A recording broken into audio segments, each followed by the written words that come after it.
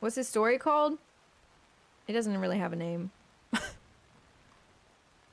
It doesn't have a name. I don't know. I never named it. You're stalling? Okay. I recognize this place, though it looks much different than I remember. The corners of each room filled with darkness, the wallpaper peeling and crumbling from the walls, mold creeping out from deep within, deep blues, dingy grays, and the darkest black. My vision is blurred and the edges vignetted, fading into nothingness. This was my childhood home, a torn Gothic memory of what it used to be. Everything was in its old place, but with a different tone, like every piece of furniture held a dark secret. I turned from the living room and looked down the long hallway of my kiddish nightmares. It appeared just as dark and ominous as it once was, a haunting memory. Something drew me into it, to walk down it and make my way into the bathroom. It wasn't where it used to be. Why wasn't it where it used to be? So here's where she's having thoughts. So I can't like reiterate that this is a thought because you can't see that the words are in italics. Anyways. I went inside to find the mirror on a different wall, the bathtub straight in front of me. This wasn't how it used to look. I peered into the mirror and saw nothing.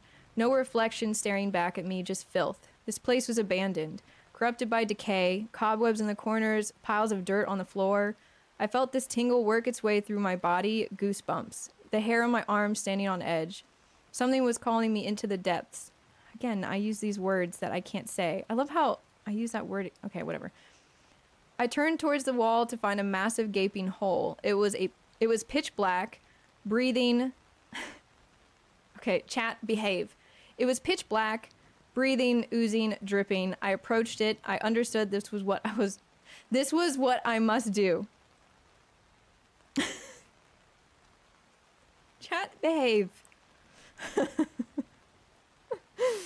I got on my hands and knees and crawled within. The sounds of moisture, water dripping from the crevices. It felt soft beneath my hands.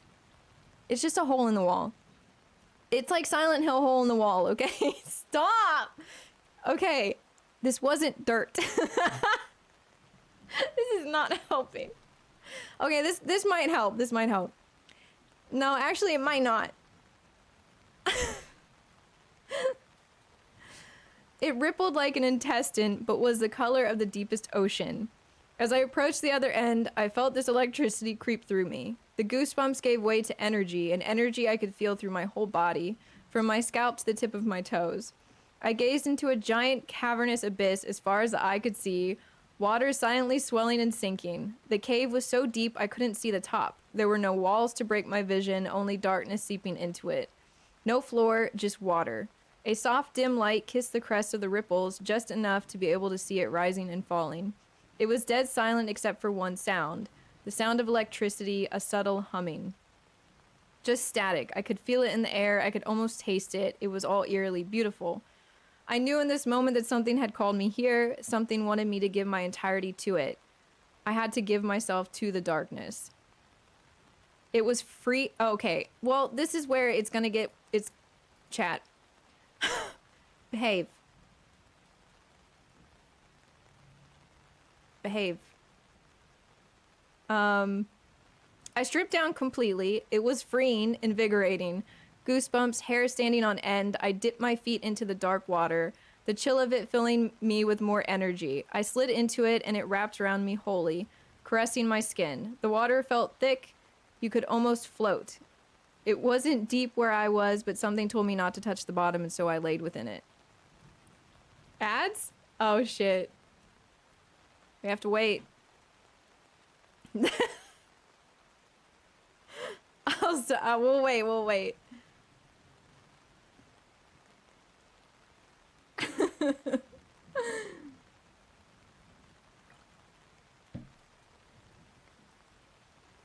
It's a cliffhanger.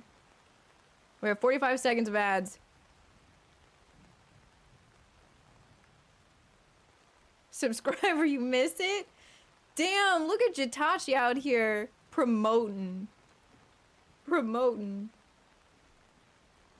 Story time? Yeah, I'm reading short stories I wrote. I only have 2 of them. And now we're waiting for ads to be done. You guys have to tell me. Oh, it's over?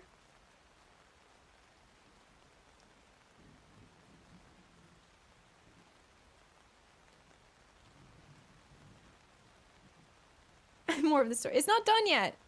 The third story will be a DLC. Okay, now I can keep going.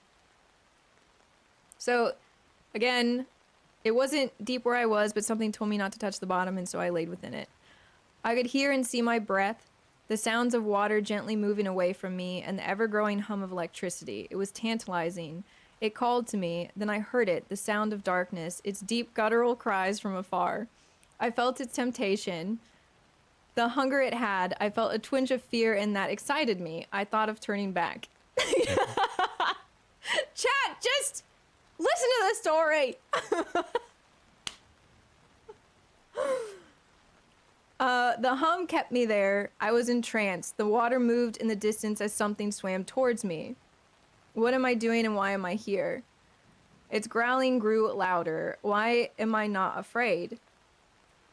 I'm skipping some of this. What will... Sven, please read that. What will become of me?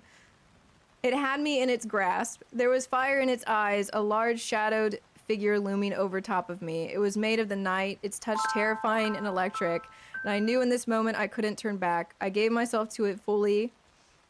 I wanted it to take me, and it did. I made my decision. I sold my soul to this demon. That's it. No skipping? You don't need to know that one. Is this goth porn? No, it was a short story. What was skipped? It was just one line. It's just one line. There you go. You're welcome. And that I think was also in 2020.